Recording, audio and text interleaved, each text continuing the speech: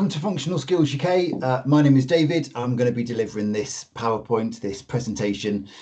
My hope is I'm going to be doing two. So this one is all about prepping you for a reading exam. I'll also do a second one, which I hope will prep you for your writing exam.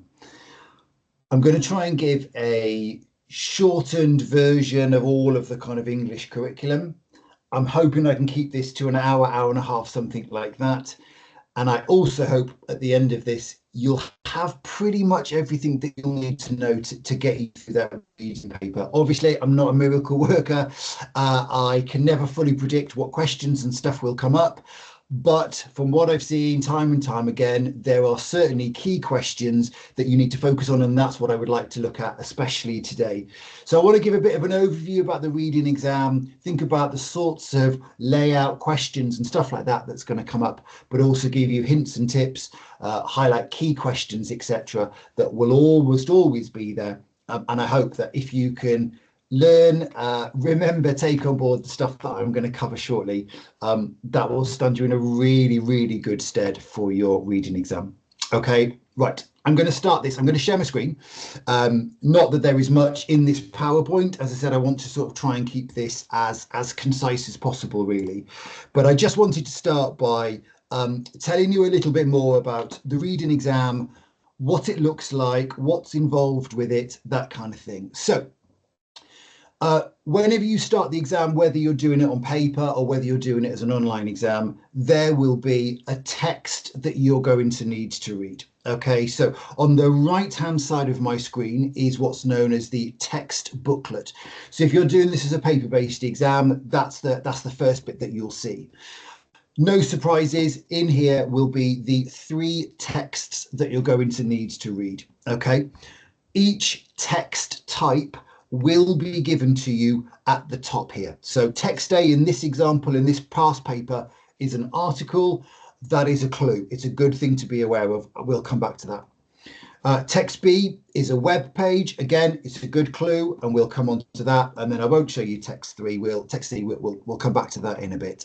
So text will be on the right-hand side, and then your questions will be on the left. Okay, so this is the question paper that we're using. Now, what you'll see, if we just quickly scroll through this, we'll of course come back to the questions in more detail, but you'll see that there is a range of questions. So where you have section A, you usually get 1 to 4 questions, something like that. And of course, that refers to text A. But there are different styles, different questions, different requirements. Some questions will have sort of, I'll say, blank text boxes for you to write an answer in. Sometimes there will be tick boxes, cross boxes that you've got to then select 1 or maybe 2 answers with. And in other questions, you might have to maybe put some numbers and stuff into boxes, just kind of order parts. So really, that's a kind of a quick summary of the sorts of things that you're going to get. But what I want to try and do is give you a little bit more information about those questions. Okay, so I'm just going to minimize all of this. So on my PowerPoint, I just wanted to explain a little bit more about the styles or the types of questions that you're going to get. First of all, first question, the first type of question that you could get in a reading paper is an identify question. Now, almost always, these are just 1-mark questions. Please take this in the way that I mean it. They should be the easy questions. Okay, they are literally for you to read the question, find the answer, find the information, just identify an answer, identify who's speaking, a percentage, a statistic, anything like that. Identifies are a good chunk of the exam, but I hope they are the easier ones, the more accessible ones. I'm not really going to focus on them today, because as long as you read the question correctly and can find the answer by skimming and scanning or reading in detail, you should be okay with that. Of course, if not, please reach out. We're here to help, but I don't want to focus so much on that. We will look at 1 or 2, but it's not my primary focus for today. The second main types of questions are around explain or describe. It doesn't mean you'll get words with questions with exactly that wording in it, but generally speaking, if you're on an apprenticeship, you might have questions or criteria, knowledge, skills, behavior around kind of explain or describe. So hopefully it links with that as well. So usually these are 2-mark questions. And the reason for that is that you normally have to answer the question, but also then give an example. So you back it up with a piece of evidence. In other words, a quote or something from the text. All right. So this is your answer and evidence. All right, I'll just phrase it like that. So you've got to find the answer or think of an answer and then back it up with a bit of evidence. Hence why they are generally worth 2 marks. Like I said, the language of those isn't always the case. It doesn't always quite match that. There will definitely be identify questions, but explain, describe slightly less, but we will look at some as we go through this. The only other main type of question is a compare question. This will only be really one big question in every paper. But towards the sort of the latter half of towards the end of the paper, sorry, there will be some kind of compare section, shall we say. So there'll be a couple of questions around comparing the texts, although mostly they're pretty good, but there will be 1 or 2 sort of bigger, more challenging compare questions. So what I have seen in all past papers, again, please take this with a pinch of salt. I can never fully guarantee it. But if you get a compare question, mostly what they are asking for is for you to find, excuse any typos, I'll change it now in a minute, similarities. Doesn't matter, I'll highlight it in a second. So in almost all of the past papers that I've seen, they want you to compare something, but that compare question specifically wants similarities. Again, we'll look at that in more detail, but as a quick heads up, this is the big question, and usually it is worth 6 marks. So you have to find 2 similarities and back that up with evidence. All right, so I'll come back to that. Really, those are the 3 main types of questions that you're going to get. It's just this is more of a quick intro, quick overview of what you're going to get. Identify, I hope, are kind of easy and you feel reassured by those. Explain and describe questions. They're okay. Again, as long as you can find an answer or understand it and give a bit of evidence or a quote, you should be okay. The compare ones we will look at a little bit later. All right. I just want to give you a sort of a template to use to make sure that you are getting those full 6 mark questions. Okay. So that's kind of what the expectation is. In summary, every reading exam is 1 hour and 15 minutes. Okay. And you almost always have 15 questions and a mixture of these that you'll need to do. All right. Some people prefer to read the text first and then answer the questions. Some people prefer to read the questions first and then then read the text. It's entirely up to you. It's whichever works for you, whatever plays to your strengths, really. There is no kind of right or wrong way to do this. It's whatever is best. Okay. Really, only the other thing that I've kind of added here are a kind of a summary of key questions that I mostly want to cover today, because these are the more challenging questions, maybe the more technical ones, or as mentioned above, questions with the most number of marks. So definitely worth focusing on those. And then even if you do make a mistake with an identify question, we can then cover it and get more marks with the other more challenging, more technical questions. All right, so I'm just going to summarize them here very quickly. I will highlight question 5. First of all, of course, we'll come back to that in a moment. This is where I sound a bit like a geek now, where I know this too well. But I also want to highlight question 7A, but really focus in on question 7B. I'd also like to highlight question 10 and question 13. Maybe question 14, we'll see. In my opinion, those are the 4 more difficult questions. There's a couple others that we'll probably reference as we go through, but I definitely want to focus on those 4 questions as a starting point. They will give you good, solid marks but also I find that they are a little bit more challenging in some ways. There's a bit more sort of technical knowledge needed for them. All right, so let's have a little look at this. We've had a quick overview of the text and a quick overview of the questions. So I would like to look in more detail at the texts as well to give you a bit of a head start, bit of an overview, some sort of hints and tips to access this. Okay. I mentioned it earlier, but I really do think that if you consider the text type, that is a good clue. That will help you know what to expect. It can almost help you predict what's going to be there in the text. So in this case, it is an article. We don't quite know where the article is, obviously, until we read it, we won't find that out. But generally speaking, articles could be formal, or they could be informal, more so on the informal side.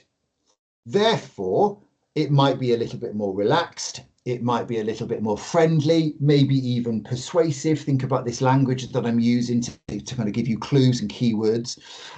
Articles are to almost try and persuade you, really. They are something that you might find in a magazine, on a website. They are advertising or promoting something, usually. All right, again, kind of this is a quick overview, quick summary. So I'm expecting, by knowing that this is an article, I'm expecting probably positives about something and maybe a little bit of persuasion in there to try and convince me that something is a good thing. All right.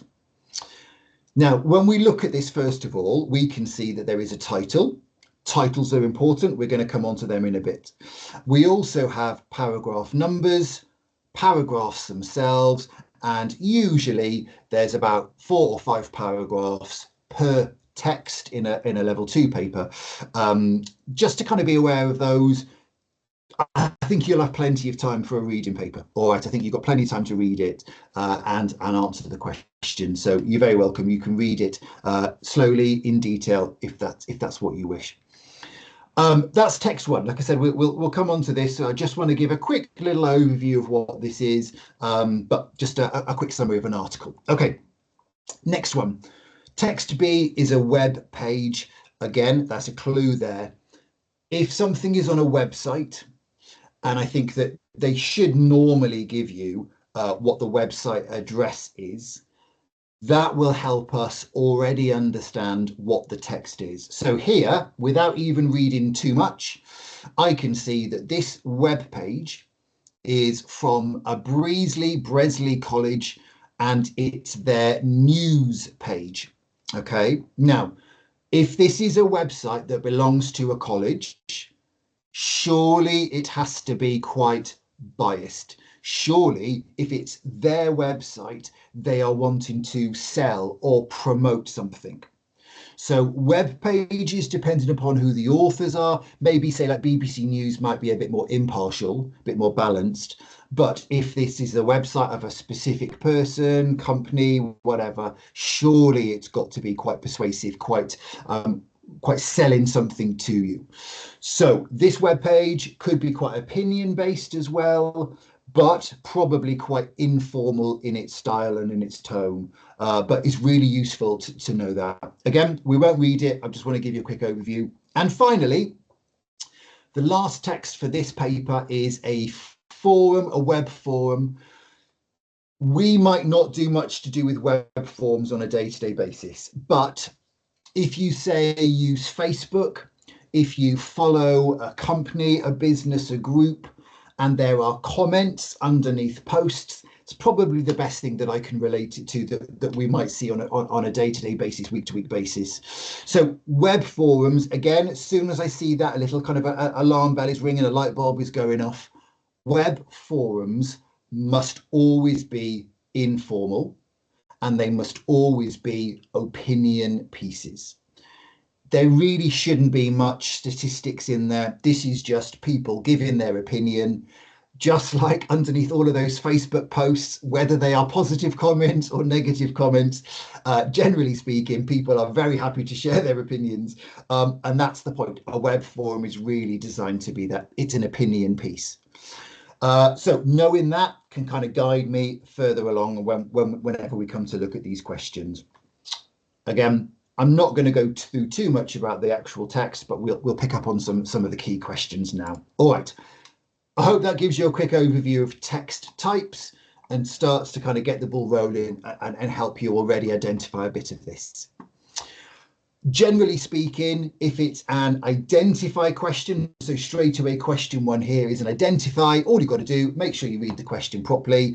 They are wanting 2 benefits of flexible working. So all you'd need to do here is skim and scan or read it in detail, whichever's best for you. Find 2 reasons or 2 benefits of flexible working. And I'll just mention this as a starter. What we could say, examples that you could give here might be productivity. Okay, a business may benefit with productivity if they offer flexible working. Or another example that you could give would be larger profits. If a if a company offers flexible working, it might entice people there. They might have larger profits because actually people can work around the clock potentially to therefore help. That is a good kind of start to the question, to this paper. A nice couple of questions here. I will do maybe question 2 and 3 again, just to get the ball rolling, and then we'll look at the main ones that I want to focus on. Right, question 2. This is a tick box. You just have to put a little cross, a little X through this. And basically, they just want you to describe the best style of text A. I know that we haven't read this, okay? It's on my screen. You're welcome to pause the recording and have a little read through if you want, but it's there if you want to, or we could send you the PDF versions of this. We need to decide after reading this, what is the style? Now, the style, it's kind of a bit of a strange word, really, but it's to do with, it's a little bit like saying what the tone is or what the reason or what they're trying to convey, like how they're trying to convey something. So in other words, the style that they use. A couple of word choices, you know, we've got 4 here in the question, 4 examples. So texts could be serious or humorous or funny. They could be critical. When I think of the word critical, I'm thinking maybe it's quite a balanced argument. So maybe there's some positives, maybe there's some negatives. They are critically examining something, so they have to try and give benefits and negatives. Or, of course, something could be quite friendly, in which case the language would be quite relaxed, quite informal as well, almost sort of trying to persuade you, convince you for something. Now, in this example, if you've paused the recording, had a little read through, fine. I would say that this text, the style of this would be serious. Some people will tell me that they think it's friendly. Some people tell me they think it's critical. And I do understand why there are differences of opinions here, but let's do this by a process of elimination. I hope we will all agree it cannot be humorous. There are no jokes. This is not a fun, light-hearted topic. Yes, they're trying to be informal in how they share some of this, but there's no real jokes. There's not really any sarcasm there. So I think we can immediately cross off humorous. Based on what I said a moment ago about something being quite a critical style of writing, we're looking for positives and negatives. But if you have had a little read through, I don't think there's any negatives in there. In fact, they are really pushing, they are really explaining all of the benefits of flexible working. So I'm going to cross that one off straight away. And then I think we do come down to the 2 most logical answers. I hope this, again, I hope it's making sense. Now, if something is being friendly, I really would expect a lot of informal language. And I think that to some degree it has that, but I also think they are being quite serious in how they're trying to convey this information. And my justification for that is when we see things like statistics, whether it's surveys that have taken place or questionnaires or whatever, statistics, percentages, whatever it could be. I think that's one example. If there are quotes from specific people, I think that's another example of them trying to be more serious in what they're conveying. They are trying to sort of evidence and back up their opinions almost of this. So I think as soon as I see that, I'm already thinking it's less likely to be friendly, although I do think they are trying to be friendly here. But I would say that better of the choices would be serious. Okay. Purely because of the statistics, the data that they're using, the quotes and stuff, I think that serious would be the correct answer that I would give for that one. Okay. Again, if that's not making sense, reach out to us, let us know. We can talk about it in more detail. I'll mention question 3 as well, and then we'll focus on the key ones. So question 3 is almost always the same in every paper, but this one, they want you to identify or find the 2 quotes that are examples of informal language. Now, formal language is more professional, like job applications, that kind of thing. Informal is more friends and family.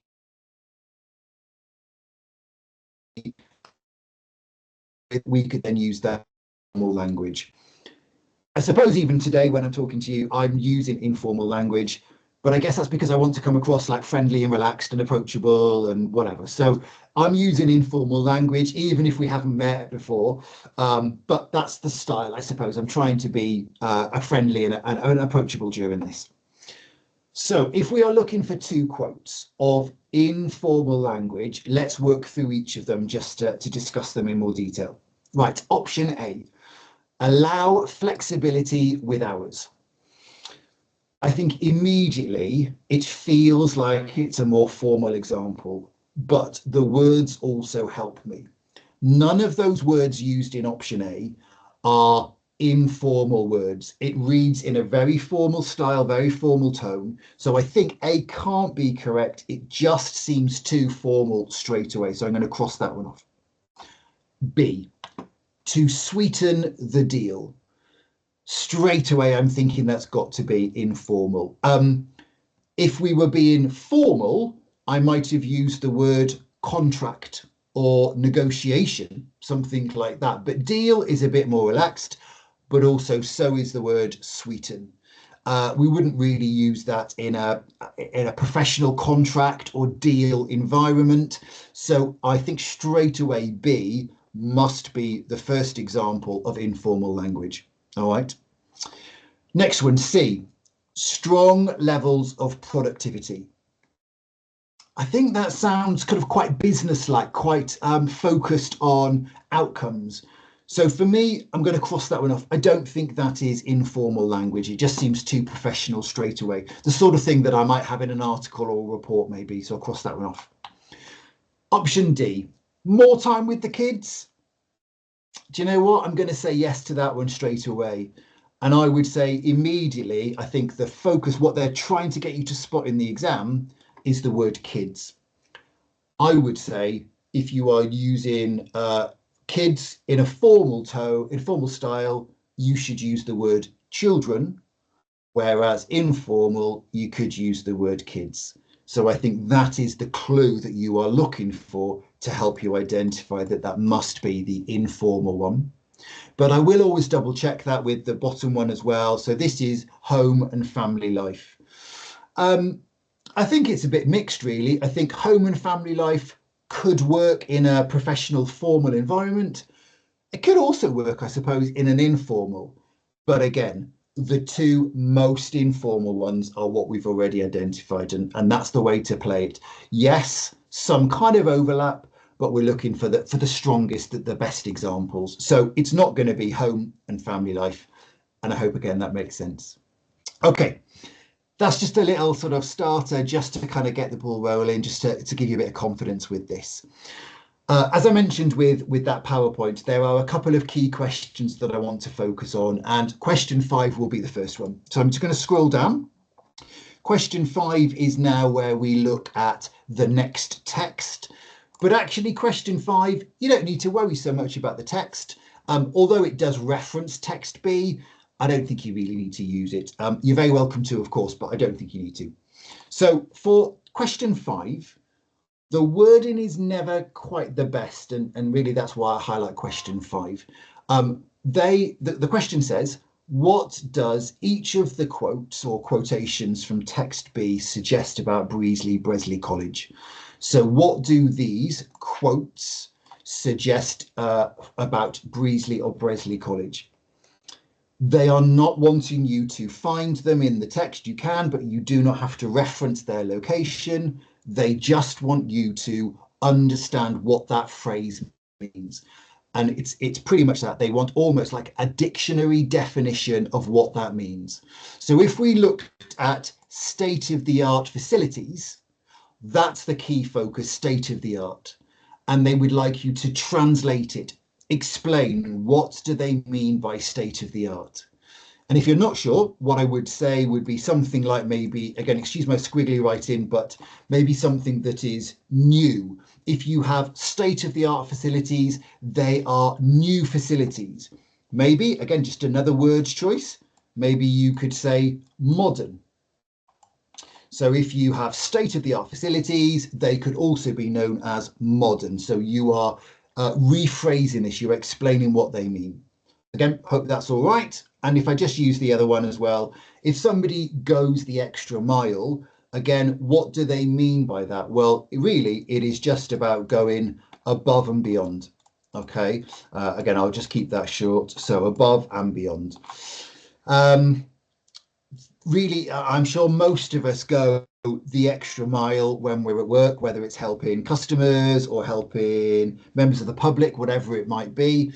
If we go the extra mile, we are going above and beyond our normal day-to-day job. So that's a good rephrasing, a good explanation of what that would be.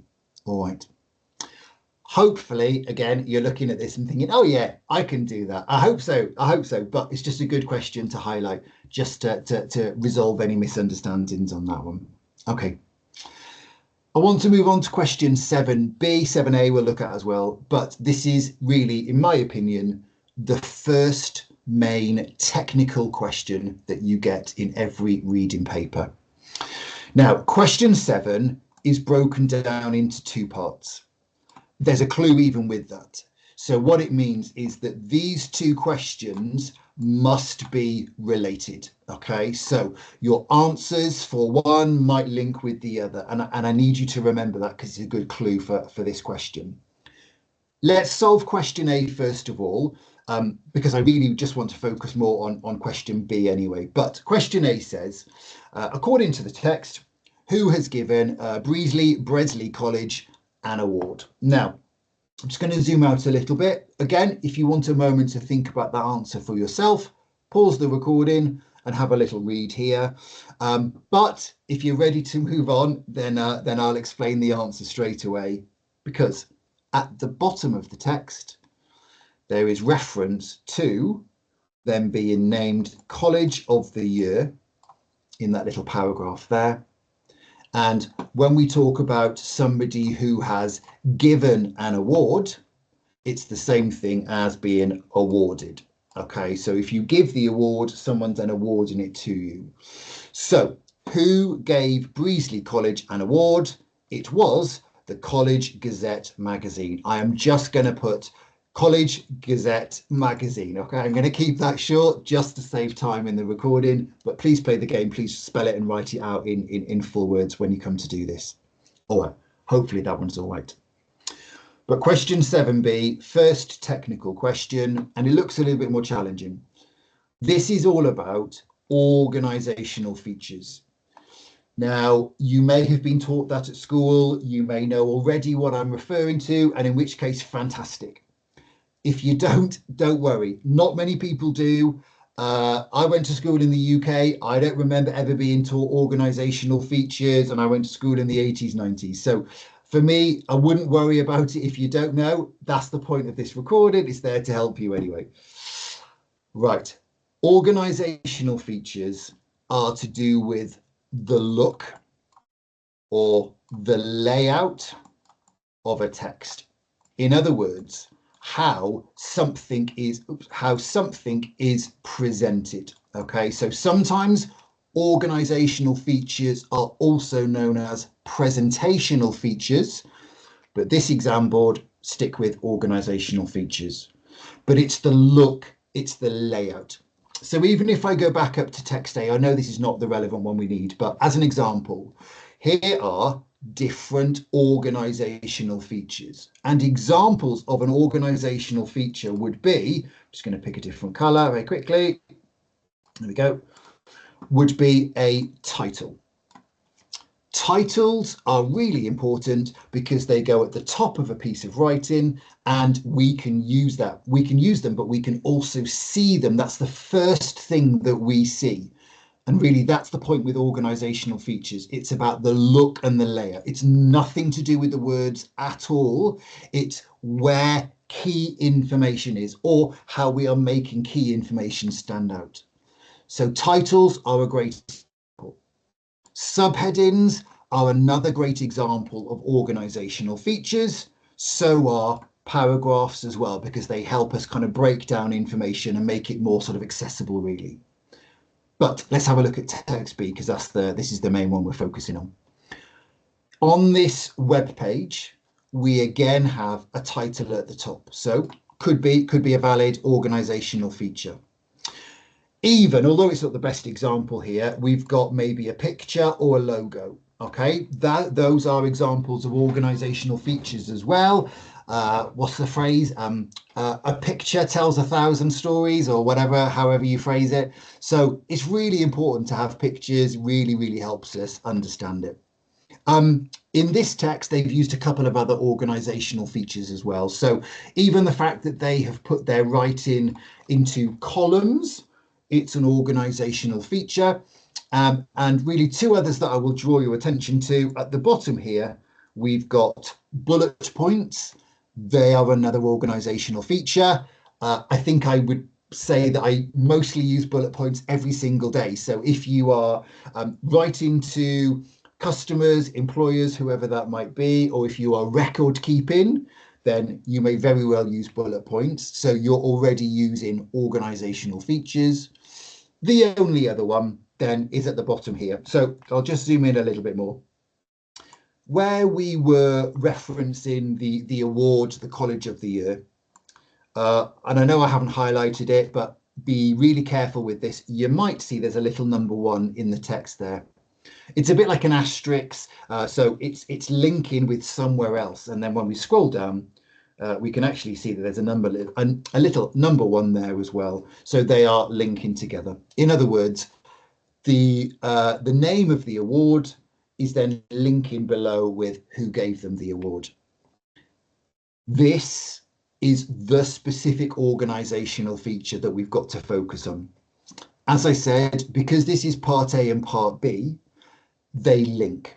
So your answer for A, the College Gazette magazine, that will have a specific organizational feature that's been used, and that is the only one that you must identify.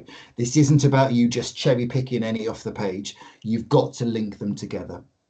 So in this case, this little number 1 and the fact that this is written at the bottom of the page, this is a footnote. Okay, you can call it a footer or a footnote. I don't mind, they're both exactly the same, but it is a good technical answer for this organizational feature. Again, it's nothing to do with the words, it's how information is presented in the middle of the page. I hope that makes sense. I hope it's not as scary as it maybe seemed. What I have got is a little summary document as well of other types of organizational features. So we can absolutely make this available for you as well. What we can say really is anything on the left, all of these are organizational features, and I'm really confident that you use some of these every single day. Okay, some of these are so commonplace that we even just take them for granted. But even if things like you were to change the color of a piece of writing, use larger font, I mentioned pictures, if you underline something, subheadings, headings, bullet points, all of these are organizational features. Because we don't know quite what organizational feature you need to identify in question 7b, I think it is useful that you recap this just before your reading exam, just so that some of these words are a bit more familiar to you. You might notice a couple are in yellow. I've tried to highlight what I think are the most common answers. So maybe you could focus on those, but that's just more of a generalization. All right, don't come for me after this, okay? Just in case I've got the wrong one. This is just more of a generalization of what I think are the more common answers, but I can never be fully sure. But the ones in yellow, including footnote at the bottom here, I think are the more common ones. So if you need a little bit of a recap, a bit of a crib sheet or summary sheet, you're very welcome. This is my little summary sheet of these organizational features. But as I said, I hope this now you do know what I'm talking about, and you do believe that you use most of this every day. So hopefully it's a good little refresh, a good little technical question done for this reading paper. All right. Okay, fantastic. I'm going to move straight on as well. The other question that I would like to highlight, I'm going to jump ahead now, is question 10. Question 10 will always refer to text C, okay? And I would say that this is the other big main technical question, all right? I'm going to change the colour back to red just so we can make that one stand out. Okay, now I have to say, and I'm sorry to go into even more serious teacher mode now. I need you all to learn question 10. Okay, this is the big technical question in every paper. And if you don't know it, you're going to get 0 marks. All right, so please listen to what I'm about to say, rewind it, play it again, speak to me about it. I need you to know these. It's so important.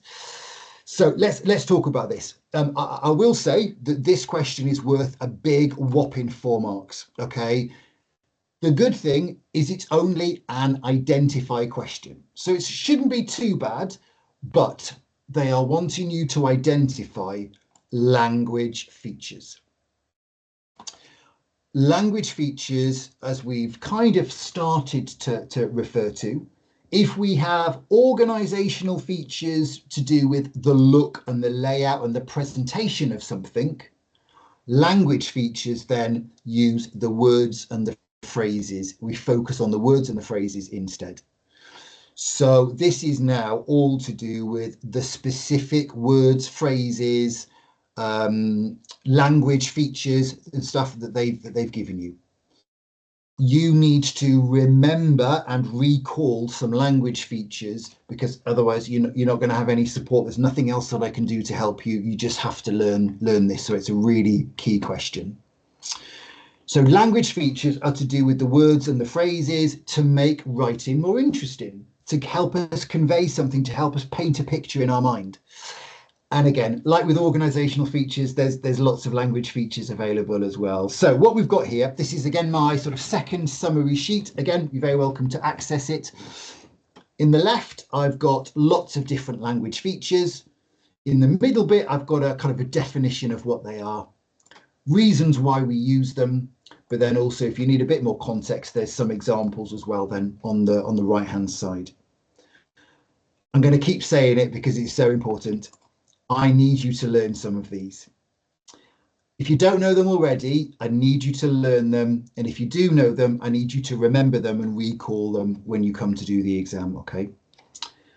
There are lots. There are many, many language features out there. Some you may have heard of already. So if I just pick up on, say, like metaphor or cliche, I think they are more common ones. We may have heard of them before. We might use them in speech most days. What I find, though, and myself included, is though that we can make mistakes with them. We might find an example, but maybe we get it muddled. You know, is it a metaphor or is it really a simile? Or actually, is it more of a cliche? There is a little overlap with some of these, and it kind of gets a bit confusing. What I'm going to do, give you some hints and tips, give you some shortcuts of how to learn this and do it well in the exam. I've highlighted some in yellow. And again, I would say these are key ones to focus on. And in all of the past papers, I can see these time and time and time again. where there's, I don't know, 15, 20 language features on this document, I'm going to highlight 6, maybe 7, something like that as key ones. And I think if you can learn those 5, 6 language features, you are then well on your way. And that's a starting point, but you've got to learn them. I'm going to say it again. I'm going to start with a rhetorical question. This is a question that doesn't need an answer, but my shortcut. If you use a rhetorical question in a piece of writing, you must also punctuate it correctly.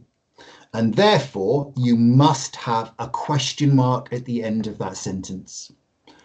Therefore, that's all I need you to look for. If you go back to the text, if you pause now, if you want to, and skim and scan for a question mark, all I need you to do is just look at the end of each of the sentences where there's a full stop. And if you see a question mark, absolutely, it has to be a rhetorical question. Okay? All I need you to do, remember rhetorical question and remember the symbol for the question mark, and that could find you one language feature very simply. I'll give you a clue. There isn't one in here though. And that's the thing. I've got to give you a couple of others so that you've got a few to choose from, because we'll never predict exactly which ones will be there. But rhetorical questions are usually quite common ones. Okay, next. Another language feature, and I do think we use this quite often actually, would be a rule of 3. There's a clue in the name. If you are listing 3 things, or if you are describing something with 3 words, so I had a nice, fun, relaxing weekend, something like that, whatever. If I'm using 3 words to describe something, it is a rule of 3. It is a specific language feature. Again, we can skim and scan for that, but my shortcut, most rules of 3, when we are listing 3 things, is we've got to have commas and the word and at some point. So really, the shortcut, you skim and scan through this, you look for commas and if you can see 3 things listed together, then you've got a language feature known as a rule of 3. Again, if you're watching this, you're very welcome to record it if that's going to be of help. I will say that I don't think there are brilliant examples of rules of 3 in this paper. All right, I'll be honest. If I wanted a bit of a woolly one, not the best example, maybe I could highlight the sort of last sentence in the first paragraph. It's not the best, but just to give you a bit of an example, this one says, it's also a bonus to be able to work flexibly, have good benefits, and nothing beats feeling part of a happy team and looking forward to going to work. I know it's not the best, okay? And other tutors might say to me, no, David, you're definitely wrong. It's not a language feature. It's not a rule of 3. Fine. I've covered myself by saying it's not the best example. My conscience is clear. But I hope that gives you a starter where I can see I've got a couple of commas and a couple of the words and it gives me something to focus in on. But if you're not sure, like for me, I might not use that one because I'm not completely sold that it is a rule of 3. What I might do is I might then look for a couple of others. So a couple of other ones that you can choose from could be direct address. I can almost guarantee that we all use this every single day, whether it's in emails or sort of verbal sentences. I can almost guarantee that we use this. If you write an email or if you speak to somebody and say something like, did you have a nice weekend? You've got your language feature. You have an example of direct address. And again, pause if you want to have pause the recording if you want to have a look through this. I'm here to sort of speed through this, but if you can have a look even in the second paragraph, Tamara says, but it doesn't help you with your mortgage. I believe it's crucial. I thought there was another one somewhere else as well, but found 2 examples in one sentence. So we have identified our first kind of solid language feature. So this is direct address. I need you to remember these, write them down, and then in the paper, I would put the correct spelling for direct address. They will make a little allowance if you do make a typo or something. They are a little flexible, as long as they can read it. That's the most important thing. And then what I would say, my exact example would be, I'll keep it really short. I'll just put something like doesn't help you. And I'm just doesn't help you. In fact, there we go. And I'll just put that because that's the key word. Doesn't help you with your mortgage, anything like that. That would be the great example that they would be looking for. Okay. We've still got to find another one though. So we're looking for 2 in this, and it's 2 marks kind of per language feature. So let's come back to my little summary sheet. And again, I'll highlight just another one, and that will be first person. First person, like with direct address, is a super easy one to spot. And as long as you can find the word I, then it is an example of first person. So skimming and scanning won't take you long. Even the first word, I've, is first person. So we do know straight away that there is also first person used here. And therefore, I can go back. I'm just going to put FP for first person and my quick little summary of I've, and then the rest of the sentence as well. But that does the job. Okay. That is how you can get 4 marks with only a little bit of memory. Okay. Just remembering a couple of these. But I'm hoping that these kind of shortcuts, I suppose, these kind of hints and tips that I'm giving you of quicker ways to find language features might help you. Knowing these is really great. You must know them for the exam. Sorry to sound like a broken record, but it's so important. And if this is not stuff that you've done, if you haven't done this in the last 5, 10, 15, 20, 30 years, then we're going to need a quick recap. And I hope I've done that. Okay. There's a few others. Alliteration, words where you have the same first letter.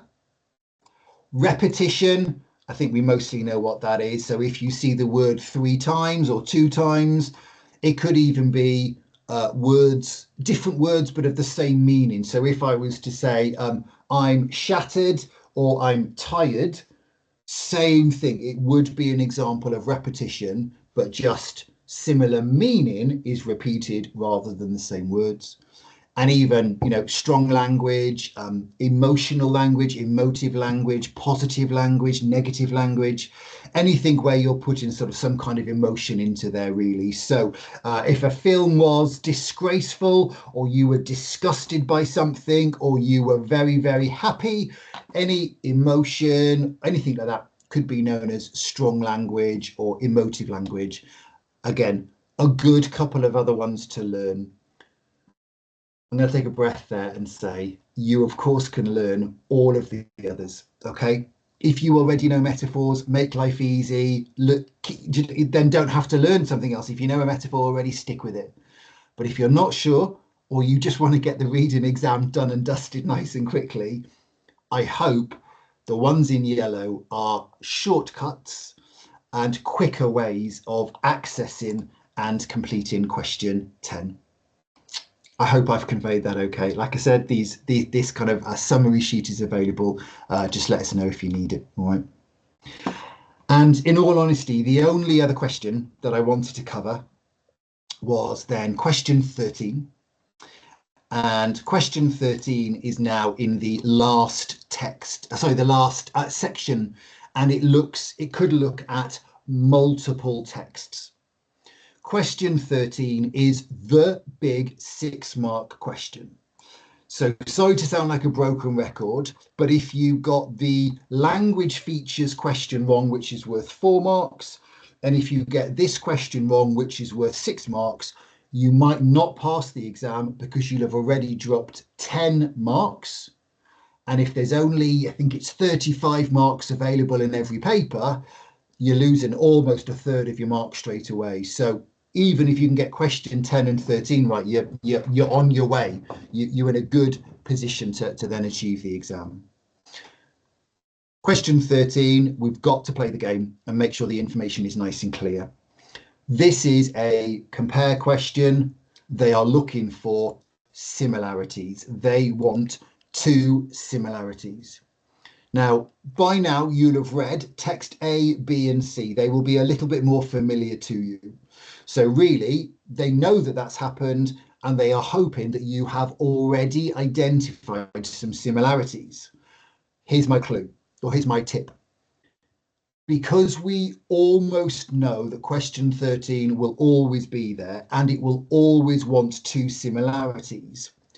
If you know that that's going to come up, it could even be that when you first turn the page over and you start reading this and start working through it, if you can already be alert to thinking about, right, look for similarities, you might then already be able to kind of hit the ground running when you then come to this question.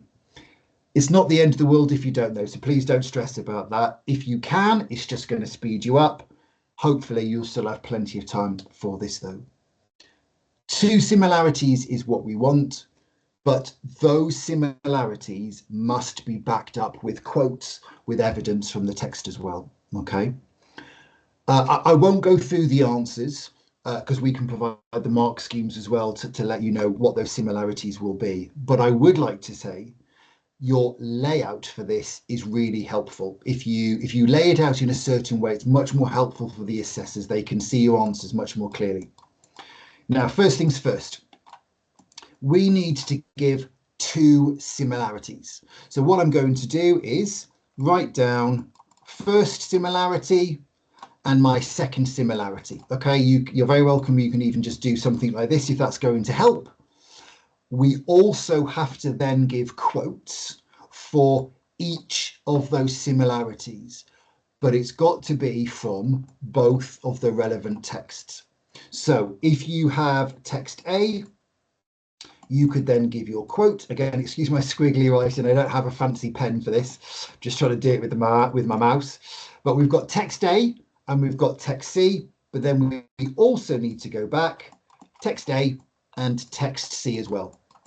And this is how I want you to lay out this answer. So you find and give your first similarity. You then find the sentences, the sentence in text A that matches something in text C. You then give your second similarity again, and then something that matches with A and something, so the quotes that then show that similarity with A and with C. Play the game.